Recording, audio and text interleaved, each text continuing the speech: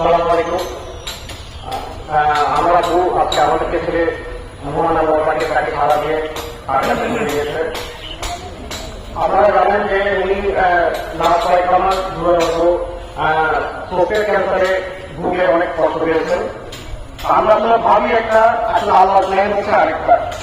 এতদিন কত আলোচনা আগে মানে কি করবো, ট্রিটমেন্ট কিভাবে আগাবো, কিভাবে আমরা আগাবো, কিভাবে টাকা পয়সা জমা করবে, সবকিছু নিয়ে কোনো চিন্তা। আমার আব্বু নিজেও অসুস্থ অবস্থায় এসব নিয়ে চিন্তা করছে, কিন্তু এসব থেকে আসলে উনি আমাকে মুক্তি দিয়ে আমার কাছ থেকে চলে গেছে।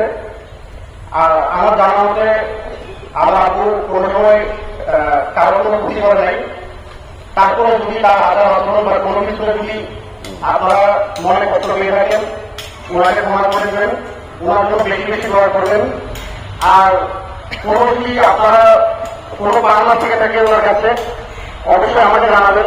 আমি যথাসাধ্যভাবে যত তাড়াতাড়ি সম্ভব আপনাদের পাওনাগুলো বুঝিয়ে দিব। আসসালামু আলাইকুম।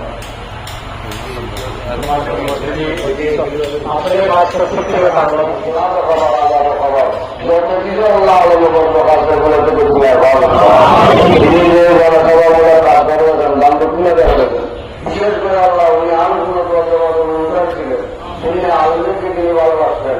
মাদ্রাসা মসজিদ অকাতন দান করে গেছেন। আল্লাহ আমি নিজে সাক্ষী দিচ্ছি, আমি নিজে গেছি। আল্লাহ তার এই দান দক্ষিণা সমস্ত কার্যাদি আপনি কবুলার মন্ত্রী করেন। তার আদর নবী সিদ্দিকী সৌদা যেমন হাসরের সাথে তার আদর করি।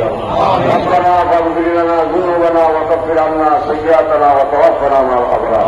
اللهم لا تضع لنا ذنبا الا غفرته ولا هما الا فرجته ولا دينا الا قضيته ولا صابا الا صحوته ولا مشكلا الا حولته ولا مرضا ولا مريضا الا صبرته ولا ميتا الا رحمته ولا عصيا الا غفرته ولا فقيرا الا اغنيته يا رب العالمين.